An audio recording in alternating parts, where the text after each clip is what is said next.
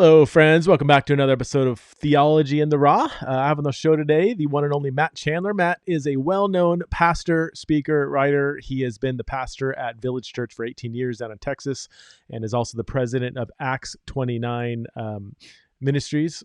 And Matt is, I've gotten to know Matt over the years at various conferences, and we've kept up just kind of through, social media, emails, and texting and so on. And was really just super impressed with the guy.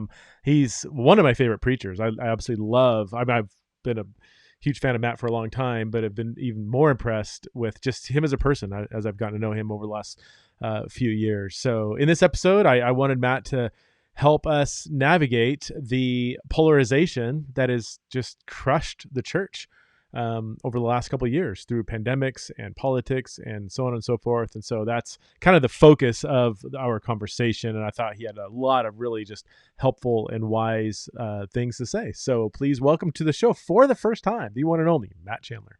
All right. Hey, friends, welcome back to another episode. I'm here with Matt Chandler. Matt, thanks so much for being on Theology in the Raw, dude. Listen, Theology in the Raw is my thing, Preston. All the cool kids are into it. That's true. I mean, I wanted to have you on to talk about like 10 different things, but the main thing I would love to hear your voice speak into is just church climate, discipleship, politics, the last 2 years, COVID, pastoring. I mean, wrap all that up into one. Oh, and it's just every. That's it. That's it. Yeah. Here's my the entry to my question. Every single pastor I talk to says the polarization and the difficulty, the polarization that has erupted in my church and the difficulty in discipling people through all of that has been the hardest thing I've ever faced in my entire ministry life. Every single, all independent across the country, independent. Has that been your experience? And what are your thoughts on the last 2 years-ish? Yeah, there's a couple of things I would say. One, I think I would frame anything I'm saying as I've been at this church for 18 years, and it was a church of 160 when I got here, and now is multiple thousands. So that's a unique part of my experience, in that for most of these people, I've been the only pastor really they've walked with in a lot of this, which isn't a normal experience for pastors, really all over the world, not just in the U.S., but even if I think through Acts 29 in Europe and in Australia, especially other parts of the world, like the number of no-win situations that you have to make the call and half your congregation is going to read into it 1,000 different ideologies that you may or may not even be aware of, that honestly lead them to choose to go find another church or just vanish. And so the initial data we're seeing, before the Delta variant came and there was another wave of either people withdrawing or shutdowns, or is that a third of your people, this is almost universally true across denominations and tribes, a third of your congregation that was there pre-COVID, they're more in than they've ever been. Okay. They're giving more, they're serving more, they're all in. You are their place. You guys endured together. The second third isn't quite sure. They're not quite sure if, they want to stay. They're kind of on the fence. They really wish you would have said more about this or less about this. They wonder why you spoke out about this, but you didn't say anything about this. What does that mean about where you are ideologically and politically? And then the last third's just gone. And what we don't know about that last third now is did that group of, that last third, did they join another church? Or are they just gone? Are they that outer perimeter that kind of attended church but really didn't belong, if I could use that language, to the community of faith? They just liked your music or thought you were funny or you were closest to their house. So that's where they went. So nobody knows about that third yet. I think it's going to take a few more years to watch that play out. But that's what a lot of guys are experiencing. And I don't remember, I've been at the Village for 18 years.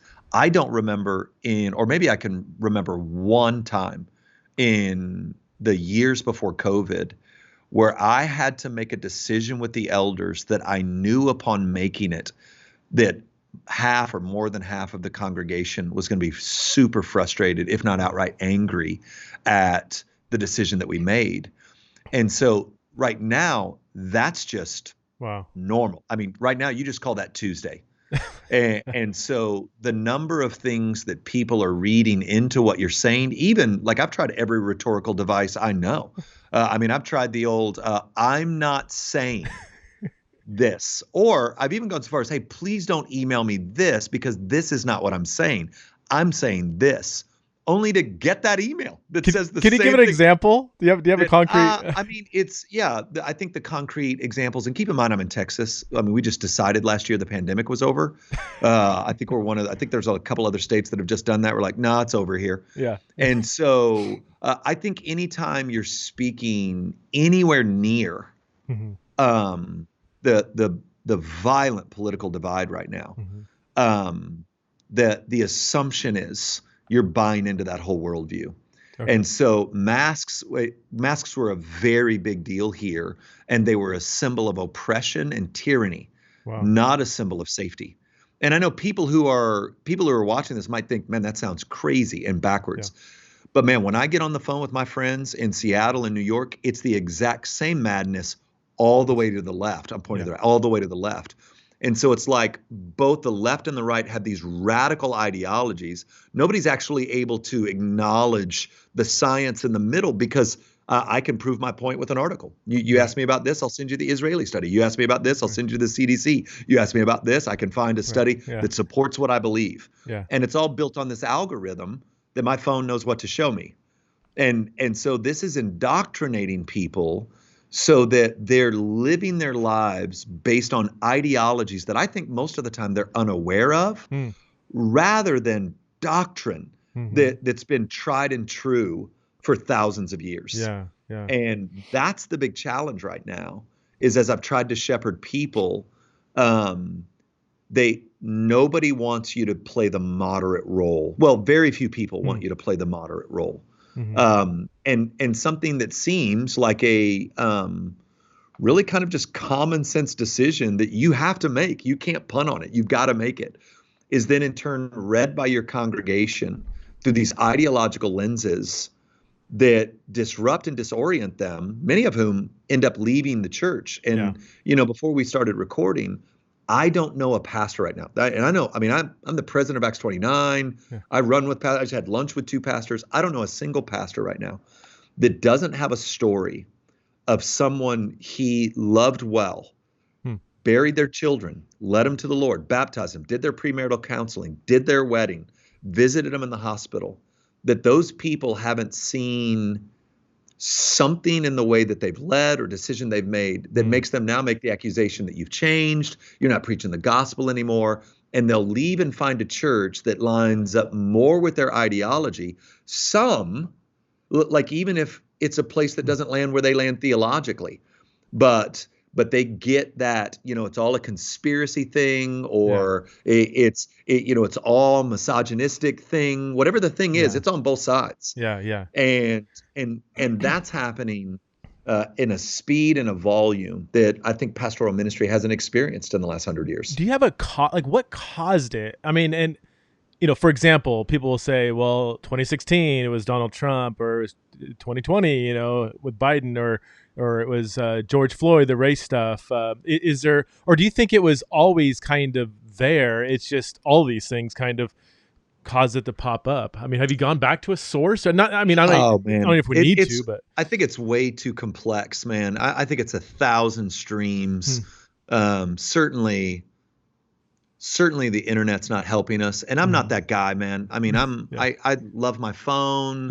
I love that it's 2021. I don't have some, man, I wish I was living life back in the 18. I'm not that guy, man. Yeah. I love my phone. I love the internet. Instagram's a helpful tool.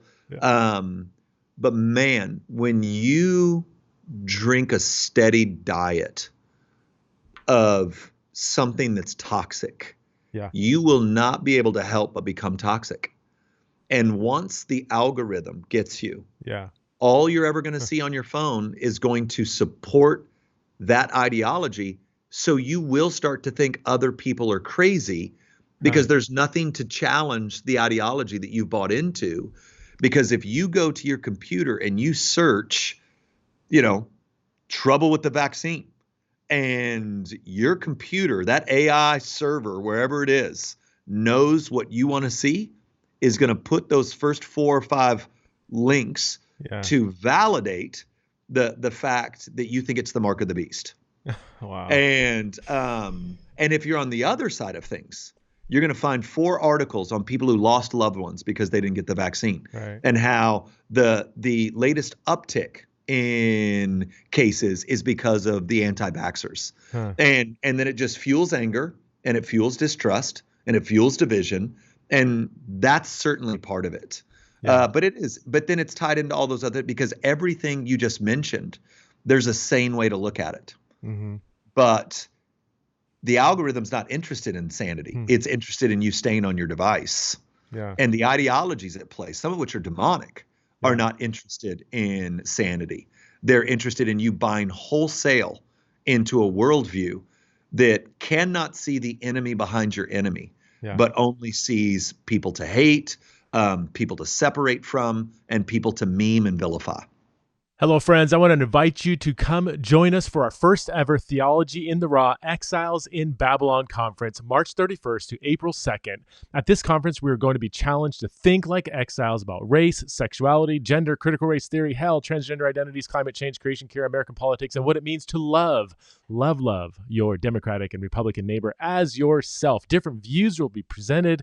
Everyone will be challenged to think critically, compassionately, and Christianly through all kinds of different topics. We've got loads of awesome speakers that are going to be there. Thabiti Anyabwile, Chris Date, Derwin Gray, Ellie Bonilla, Jackie Hill Perry, Evan Wickham, John Tyson, Tony Scarcello, Sandy Richter, Kimi Katiti, Heather Scriba, Street Hymns, and many others will be joining us for the first ever Theology in the Raw conference. All the information is in the show notes, or you can just go to pressandsprinkle.com to register. And I would recommend registering sooner than later. Space is limited. You can come and join us in person in Boise, or you can stream it online. Again, pressandsprinkle.com for all the info. And people to meme and vilify. I think you're spot on. That's what I keep coming back to, is because I try not to absorb too much news. It's just not good for the soul. I like to be aware of what's going on. Yeah. But kind of raw journalism doesn't kind of exist much anymore through most platforms. Like, they're designed to reinforce a narrative, to provoke. I mean, psychologically, we know that, like, if they can get you kind of angry, upset, they're going to hook you. Then they get more ad money, and all these the traditional news outlets are kind of dying through the rise of podcasts and other grassroots stuff. So they're doing what they can to get more people, right? And how do you do that? You get them angry, you get them, I can't believe they say, oh my gosh, and it's just causing this. And I'll listen to kind of, I'll try to make sure I listen to kind of different news outlets, like what is this side saying? What's CNN? What is, someone on the right, and it's like, wow, if my allegiance was actually to that side, which it's not, I would be all in on both of them. I'd be like schizophrenic. I don't I'd be enraged. Oh yeah. It's crazy. And now, so when people don't even have that awareness that they are just absorbing that one side of the aisle, it's that's what I'm talking about. That's they're not even aware of the ideologies that they're beginning to embrace. They're unable, because it's a slow cook. Yeah. They're unable to spot, wait a minute, I've crossed this line, and like, I could just tell stories, but I need to be careful telling stories. Like, people that, you could just watch them sliding, and then now they're gone, and they're angry about everything, and they're not in community, and they're, everything in their post now is mocking and biting and angry. And you're like, man, I knew this person when they were optimistic about life. They were like a Ted Lasso that just always, was delighted to just be in the room, and now so angry. and Not the happy. and no, miserable, Yeah. absolutely miserable. And I'm like, man, how did we get here? Yeah. And they're not even aware that they're there. Like, I had a Mm. conversation with a woman just a couple of weeks ago that I was like, hey, do you realize how angry you are all the Mm. time? Do you like, I can't believe that you're happy right now. Mm. Like, you're on a hair trigger. You're hearing everything anybody's saying through this lens that immediately it's personally offensive. Immediately it's tied to this kind of whole systemic structure Mm. that now you can't trust anybody, and nobody. And I would just encourage you to consider what's the fruit of the ideology Yeah. that you've embraced. And so Mm. that's been, again, and that's really difficult to pastor in. Well, that's my question is how do you respond to that? Like how, Yeah, I mean, that's the challenge, I guess, but I'm trying the best I can.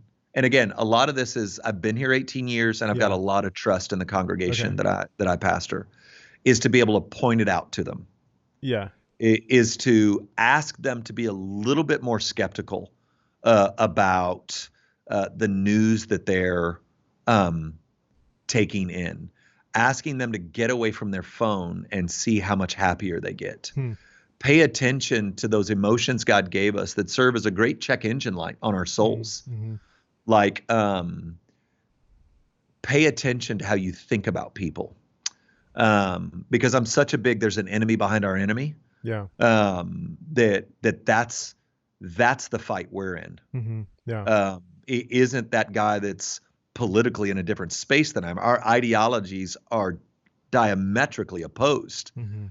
But I need to be asking the Spirit of God for that man's soul, Mm-hmm. and to give me a heart that loves him, and to thwart his ideology, but at the same time ransom him from sin and death, Mm.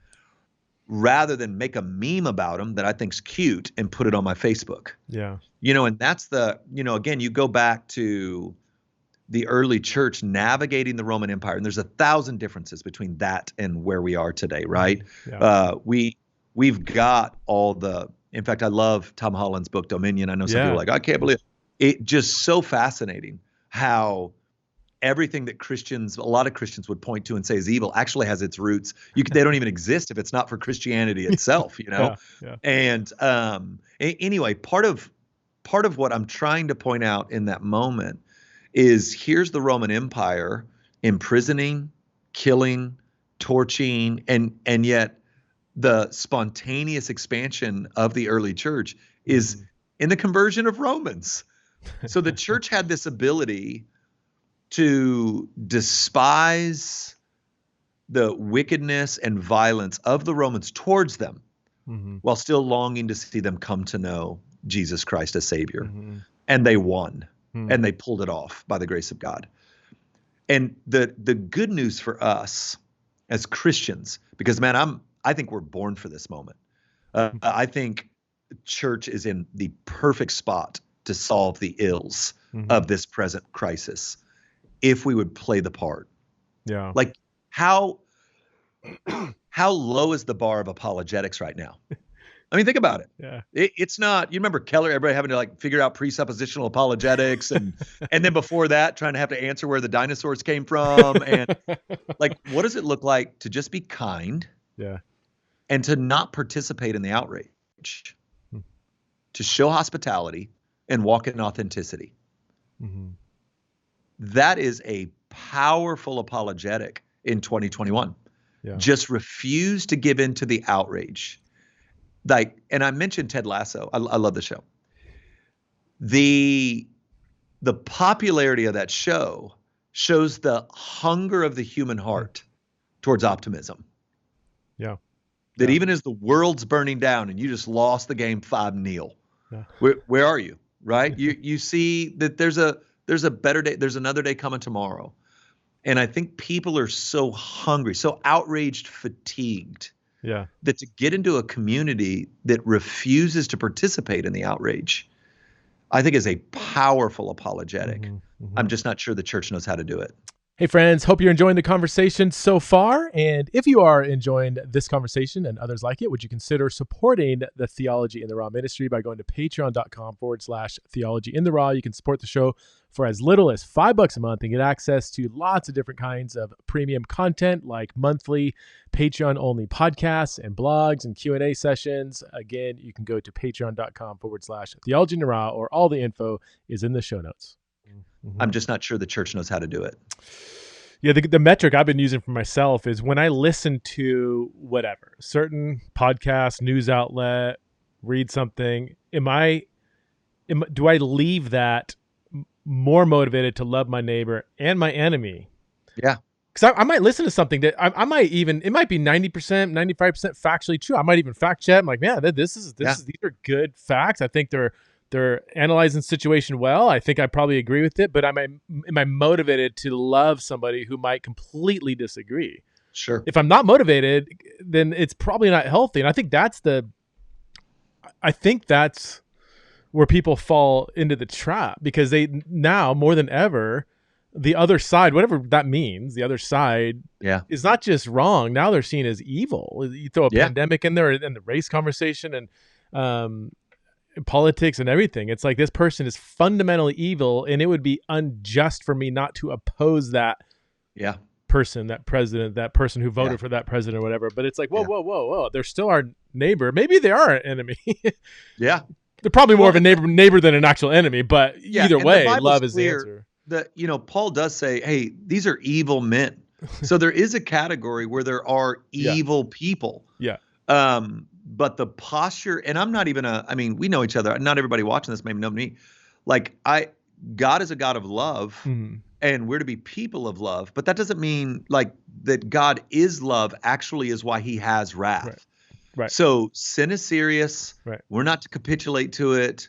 But none of that takes away from the call to show hospitality, to be gracious, and to be the kinds of people that actually believe in a sovereign creator God who has ransomed and rescued us from sin and death. Yeah. And to live our lives in such a way that reveals that we believe we know how this ends. Yeah. And that's why, I preached through the book of Revelation in part because I needed our congregation to remember that, one, this is what we're fighting. Look here in this interlude between the scenes in heaven. This is what we're up against. But I want you to look at the victory that's guaranteed to us. Like I loved in Revelation that John goes through the 4 horsemen of the apocalypse. Well, John doesn't. The angel's like, hey, here are the 4 horsemen of the apocalypse. And then the very last sentence of that chapter is, in light of these things, who can stand? Just a terrifying question from an angel in the throne room of heaven. And the very next scene is the church across time and space worshiping Jesus. It's like Revelation answers the question with the church of Jesus Christ can stand. That's who can stand. Who can stand in the face of death? The church of Jesus Christ. Who can stand in war and pestilence and famine and sickness? The church of Jesus Christ can. So we really are meant to be overcomers. And in this season of human history, the kind of unshakable optimism in the sovereignty of God, in the plan of God to save sinners, and in the power of the Holy Spirit to do what we cannot. If the church could get that in its inner guts, then man, what a time to shine bright in the darkness. But if we try to fight back with their weapons, then it just makes it far worse, that not better. We don't win if we fight like the principalities and powers that we're set up against. Right? This isn't the message of the gospel. It's not how Jesus defeated sin and death. So that's what I'm trying to do here and in the churches where I have influence. Have you seen? So you're aware of this. You're preaching on it. You're addressing it. Have you seen success where people are like, "Oh yeah, gosh, I got kind of swept up into some ideology," and Yeah, sure. Okay. We've seen some, and then, because we live in the day that we live. We've had others that, double down on their ideology and want to send me, a link to this, either, and this is what's crazy about where I am, either this super hyper conservative right wing kind of take on it, or kind of the left progressive Yeah. take on it. That's the other end of the spectrum. We were doing this is such a great example of where we are. We do a member meeting at the Village Church. Okay. And we were in a member meeting and we were doing a Q&A. We were using Slido to do a Q&A. Yeah. So basically, Slido, if you're watching this, I you don't use know it what all the is. time. Yeah, it's great. Oh, I love it. Yeah. You ask a question, and then if somebody likes your question, they can toggle the question up Mhm. so that what the most people are asking actually rises to the top. Mhm. Well, on the Slido screen, so I'm holding my iPad, I've got a doctor thanking me and the elders for how we're handling COVID. Wow. Thank you so much for the seriousness at which you take it. It helps me, minister to the community that I'm in. And like, it's just effusive praise for how we're handling. 2 questions down. Why is our church believing another doctor, completely opposite? I mean, just blowing us up for how we're handling. And I thought that it was so fun to be in there and just go, hey guys, is anybody else seeing this? Just so you can be gracious to us. Here are 2 doctors, and look how far apart they are. Wow. I've got one saying, great job, elders, and one going, what is this that we're doing? And so there are people that have doubled down. That stat I gave you at the beginning, a third. That's exactly where we are. We've got a third that's more bought in than they've ever been. We've got a third that is like, maybe. And then we've got a third that we don't know where they are. Mm-hmm. They could be here, but they could still just be too nervous to come. They might have moved on and not let us know. They might have just stopped going to church altogether. Mm-hmm. It's going to take time to figure that out. We've got a great beat on our membership. It's a little bit harder with people who just regularly attended. I kind of create a category of they kind of go to church when they say, this is where I go. They don't really belong. They just go. When they go, we're where they go. Those are people that are near impossible to track. Yeah. So we've experienced what I think almost everybody has, that rule of thirds.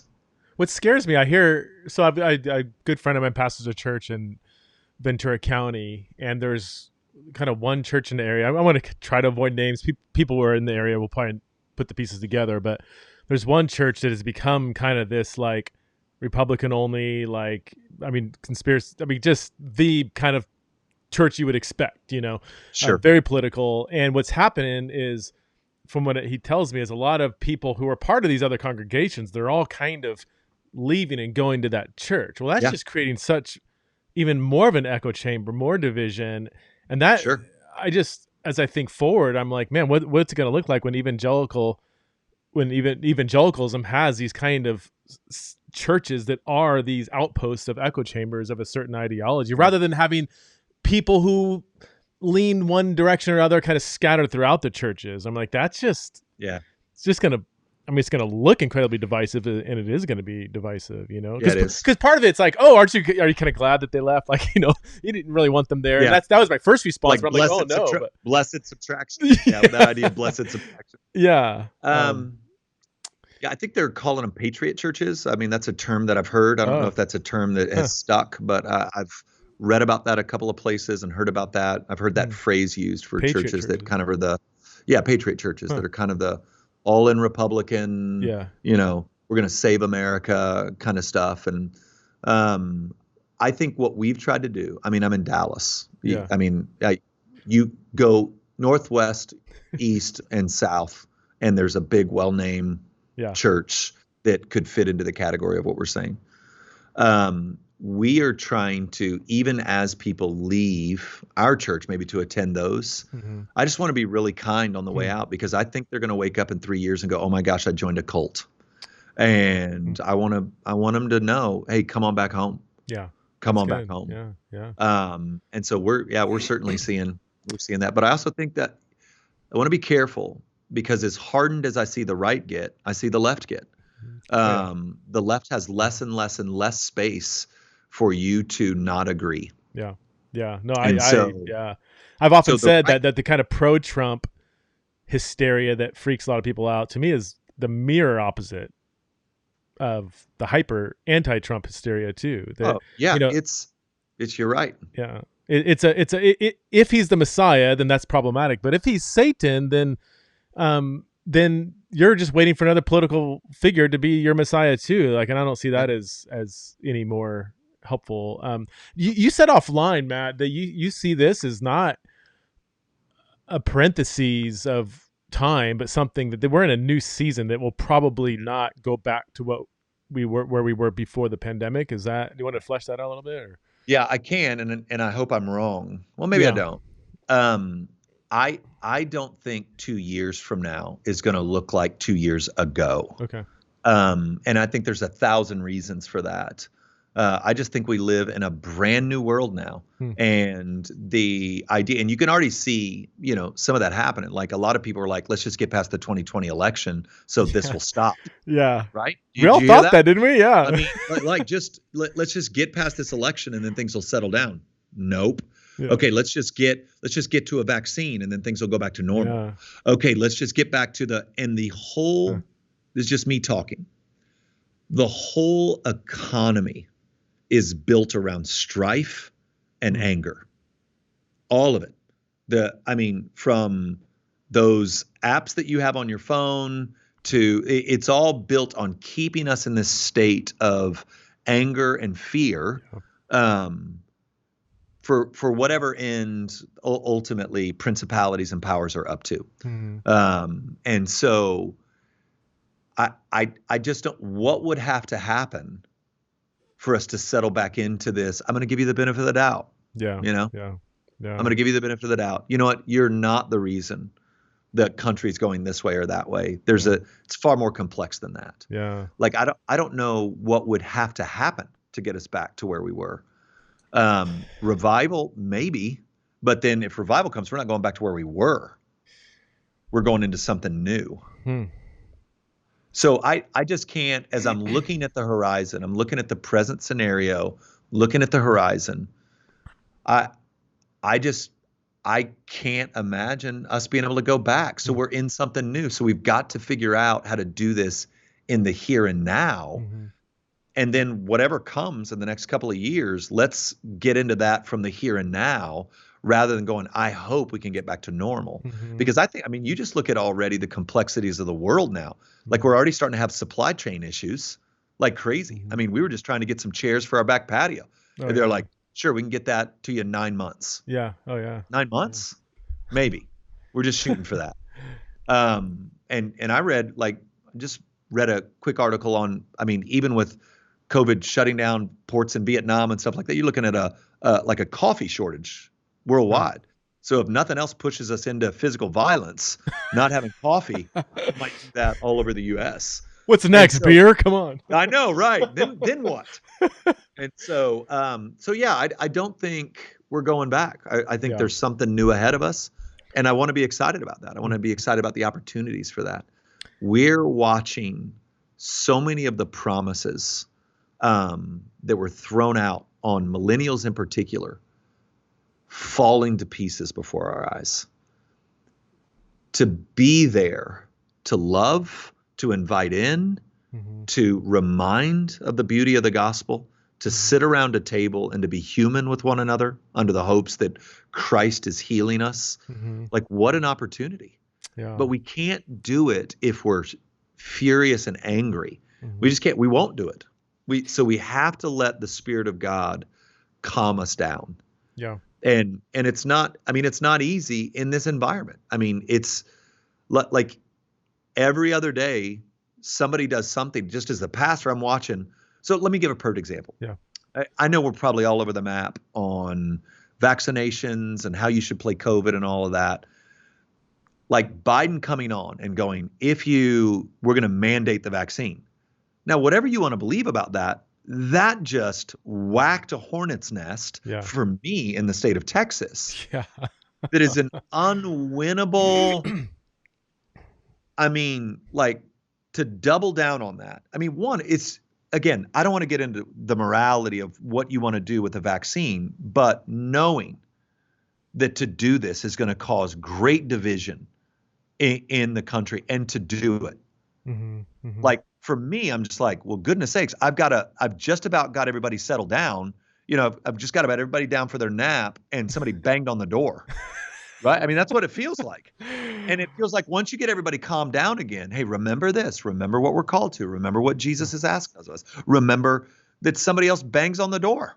Yeah. And so it's this near constant having to remind of the schemes of the enemy in our day and age to keep us outraged and angry and anxious rather than to rest in the peace of King Jesus. And then out of the receiving of that peace, love our neighbor. And give the benefit of the doubt and refuse to participate in the meme wars on Facebook. Yeah. So that was the hornet's Even though nest. some of them are really funny. Yeah. Well, that was a huge one for us. I mean, I'm a super conservative state where there is a lot of conspiracy theories that they seem to have data for, and you're able like, man, it can't come to that. And then bam, you're like, okay, well, let's go back to this. Yeah. And so that I'm just using that as an example of how when you're trying to help people stay calm, you're trying to keep people, with their eyes fixed on the author and perfecter of their faith. Yeah. In an environment that I'm in, and guys that are in left environments are fighting this on the other side. Yeah. That all of a sudden something happens. And it's, I knew it. I told you so. Dadgummit. Go buy more bullets. It's a challenging environment. Yeah. And it seems like it doesn't seem like there's a lot of sane people. Yeah. To help with that. Yeah.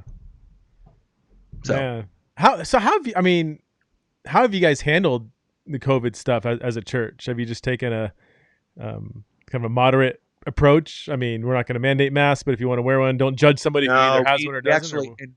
And we did mandate, okay. and we closed for a while, a lot longer than people thought we should have. Okay. And then when we reopened, we created space, and there was a wear a mask, and that was tough for some people. Yeah. And then when Abbott lifted the mask mandate, we slowly, began to open up. But again, it wasn't fast for some, and it was too fast for others. That's what I mean. It was just this, and still is in a very, it's not as much anymore. Right now, everything's the vaccine, because masks in Texas, they're just not happening. Yeah. Even though I'm seeing people voluntarily wear them more now than maybe 3 or 4 months ago. Okay. Yeah. But so the mask thing is just like, that's not even a conversation here unless somebody had to fly somewhere and is complaining about it. Right. Yeah. But the vaccine's a huge thing here. How have you handled that? I've tried to just tell people that to go with they need to go with their conscience on this. They need to do research, go with their conscience, because I've got doctors in our congregation that are like, go get it. And I've got doctors in the congregation are like, man, you need to wait on that. And, really? So, and then it's funny for me being a pastor and seeing other pastors. I was sharing with my wife, Lauren, 2 weeks ago, that a well-known evangelical pastor posted a thing on the vaccine in support of the vaccine and backed it up with a study. Like, here's a study that shows all this. And on the same day, another well-known evangelical posted against the vaccine and posted a study to back up why. Yeah. And I mean, this is the day we're in, right? Yeah. And even people who are listening to this now, listen, if you're listening to me right now, you are having more than likely a strong reaction in one way or another. It's just where we are, and this is what I mean. And you could find that study that the one pastor had and you'd be like, that's right. Or you could find you can find a study to back up what you believe. And that's why I'm going to say to people, man, you need to be true to conscience, do your research, talk with your doctor, and do what's right and good. And people don't, 90% of the people listening right now, I'll just being straightforward, like, you don't have the expertise. I don't have the expertise to really do a thorough evaluation methodologically, medically of these studies too. They look good on the surface, but these are, I've done enough with the gender conversation, read hundreds of stuff, and like I peek behind the curtain of the science of that conversation, and it unless you're spending hours and hours and hours in peer review researched articles, which I've done in some of these areas, you see that like the idea of the science is It's comical, you know. It really It is. It'd be like saying, like in a biblical studies perspective, it's like saying, well, you know, the biblical scholars say. I'm like, Sure. let's get I heard that everybody on with a TikTok. PhD in biblical studies in a room and see how much they agree on anything. You know, it's like, yeah. So it's just a mess. So yeah, it comes down to, I already have this viewpoint that I've probably been fed from my media, my news outlet, and then I'm gonna get the study that supports that. And so you're not neutrally going and searching for the best study necessarily. You're just, there's so much confirmation bias going in. And even somebody who maybe isn't locked in on their device like 90% of the world, or doesn't have I'm with CNN or I'm with Fox, might legitimately just have a doctor that says, let's wait a bit. Yeah. Let's just wait a bit and see. It's new. Let's give it a little bit of time. Right. And then great. Then do what your doctor's saying. Right. Yeah. Like, I'm like, who am I to say, no, you need to ignore your doctor and love your neighbor and get, I'm not qualified. Yeah. So, yeah. I mean, is it faulty logic? And whenever I wander into COVID, I get a bunch of emails. So this is just a genuine question. Is there faulty logic in thinking like the vaccine's available to everybody? It's very effective. If you want to get it, you can get it. If you don't, then that's your choice. You obviously, you know, maybe you're rolling the dice, maybe I'm rolling the dice, but you know, getting vaccinated, whatever. But like, it's available to everybody. So in a sense, we shouldn't. It shouldn't be creating that much division, should it? I mean, it's not like, I don't know, or is there something I'm missing in that? No, but I think everything, and again, the world we're in needs outrage, division, and anger and anxiety to work. The whole economy is built on it. So if we could just even use the laws of reason and logic, right? Like that concept of first principles. What's the first principle, right? And then based on that first principle, let's address this really complex situation. Can we agree on the value? Like, what's the first principle when it comes to this or that? Now let's have the conversation. But that's gone. Everything's so emotional, and it's meant to be, and it's been politicized. And it's tied to ideologies. The vaccine is not the vaccine. The vaccine is tied to a whole worldview that you may or may not even know that you've embraced. And so like one of the ideologies, and it's interesting because this really does vary from not only state to state, but area to area. Like, let me give you is it the government's job to take care of me? Or is it the government's job to free me up to take care of myself? Yeah. Like that, those are huge questions. If you answer, it's the government's job to take care of me. Now think about how you think about the economy, how you think about medicine, how you think about what you get paid, how you think about now. But if you answer that question the other way, no, it's the government's job to let me take care of myself. Well, now, every domain of society, you're going to see completely different than the other person who says, no, the government's job is to take care of me. And so those are very real questions in the minds of people right now. And their thought on what the government should or should not do is far more emotive than it is informed. And I'm not talking about, please don't email me. I know you read the Constitution. Okay. Maybe even you're a constitutional lawyer or something right now. Speaking in generalities, this is an hour-long podcast. So, I think that would be an example of two pretty significant ideologies that shape your whole worldview, depending on how you answer a simple question. And you could find evidence on both sides of even that, like, you know, seatbelts and motorcycle helmets are mandated in most states, you know. Absolutely. But then there's other things on the other side. It's like, no, you have the freedom to go do something stupid and wreck yourself or whatever. The argument that I have heard is like, if everybody or most people were vaccinated, it would basically kind of stamp out the virus. I don't know, but I don't know is which study supports that and doesn't, you know. Or people that have an underlying health condition where even the vaccine doesn't protect them. I have a friend that lost somebody who was vaccinated but had a health condition, and I don't know. I don't know. Yeah, it's a hot mess. I think my appeal has been, if we could be gracious to one another Mm-hmm. and quit vilifying one another when we land in these different spaces, and quit allowing, I'm going to just keep using this phrase, the principalities and powers, their little scheme, quit allowing them to pull us into the world's madness. And instead, as the church, give each other the benefit of the doubt, love one another in this, create freedom in this space for there to be disagreements, because it's far more complex than anybody wants to let on. And if we could, like, think about how countercultural that kind of community would be. But instead, to me, we just sound just like the world. We've got their arguments. We chirp back and forth at each other.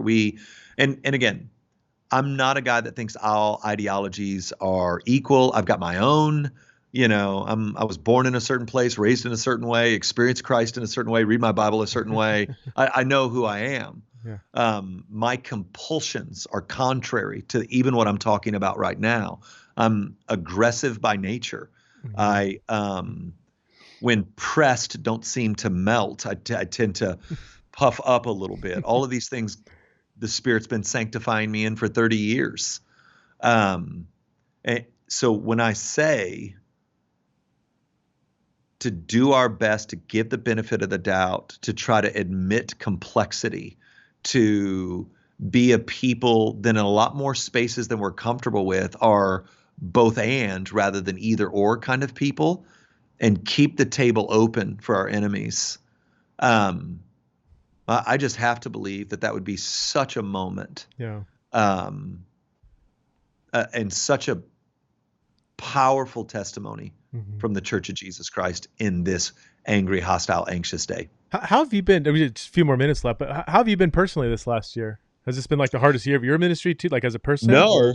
2020 was terrible. I would say for the first time in significant ways, I could agree with a lot of pastor friends of mine. In fact, what I said earlier is true. All of my other pastor friends, where for the first time, people I have loved well, I have buried their lost children, I have done their premarital counseling, I have married them, I have counseled them through brutal seasons of marriage, have decided that I'm a little too this direction or that and left the church. Yeah. And, there are people that leave the village and, man, I just don't, I either didn't know them that well or I didn't. And so their frustration, I want to try to maybe learn something from it, but there's not a lot of mourning.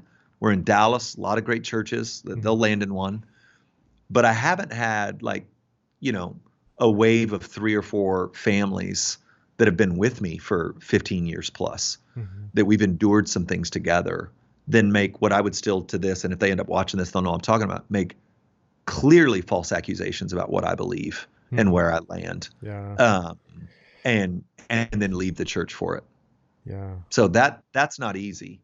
But man, we have seen, like, we're in a season right now, the church I pastor, we're in a season of visible fruit bearing that seems to have even deeper roots than what we experienced in the initial years when we were growing by 1,000 a year and blowing and going. This past Sunday, I was in Colorado doing a commissioning service for a guy that was on staff with us for 7 years, and now he's pastoring Storyline in Arvada.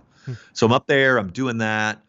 Meanwhile, one of our former campuses that's now autonomous, we rolled off all our sites to autonomous churches, is celebrating 2 years of autonomy, blowing and going, seeing people come to know Jesus, making disciples, while at the same time Sunday morning in Brighton, Michigan, Union Church, one of our guys that trained here for 2 years to plant a church, kicked off in Brighton, Michigan, in a school, people coming to hear the gospel for the first time. And then here at the Village, we just heard 2 powerful testimonies of conversion. A young woman got up and told the story of having an abortion when she was in high school. And after that abortion, just feeling like she was dirty. And so she just treated herself poorly and gave in to baser compulsions all through college. And then she had come to the village and heard about the healing grace of Jesus. And so she's trying to share her story through tears. And the whole congregation stood up in a standing ovation before she was baptized. And then as they baptized her and pulled her out of the water, the whole congregation stood up again and gave her a standing ovation, which for me now, I wouldn't get to see it. I just got to hear about it. Like to think about the men and women in that church who are holding on to secret shame, to watch this sweet 22, 23-year-old woman stand up in front of, 1,500 people and say, this is the grossest part of me. Wow. And Jesus loved me anyway. And to see a church that gave that a standing ovation. Yeah. So at the same time, we're seeing those kinds of things. And that's how I want to spend my life, man. Yeah. So the pain for me is I'm trying to, I'm always trying to gospel myself. I'm human like anybody else. But one of the things I've been doing recently is, in the Sermon on the Mount there in Matthew 5, he's like, hey, blessed are you when you're misrepresented, when you're misconstrued, when you're to see some of what you're going to have to endure as a pastor now is part of the privilege of serving the people of God. Whereas we're coming out of a season where, like, hey, the sheep bite, be careful of the sheep. But I wonder if in this next season, what we need is pastors to see the kind of hurts that we're enduring as a sharing in the sufferings of Jesus for the good of his people. Yeah. And I wonder if that won't sustain us in the world that's here and is coming. So it's a good word, man. Focus on the kingdom and the gospel. Not that these aren't other important issues. They're super important. But if it's distracting us from doing what we were doing pre-pandemic, then, I mean, Satan is celebrating, right? I mean, that's right. Even if one side is significantly wrong, whatever side that might be, if it's disrupting the unity of the church, we have to acknowledge that as evil and a win for Satan. Sure. I think Satan is very excited about how the church has handled largely, not exclusively, the division, through the pandemic, and that should be, a huge burden. So those gospel moments, man, those are huge. They are. Matt, thanks so much for being on the show. I know you got a busy schedule, a lot going on. Come on, man. A lot of people to go baptize, I'm sure. Not today. It's Wednesday. Not today. All right, dude. Hopefully. Take care, man. Appreciate you. Blessings on you, man. Yeah, always. Take care.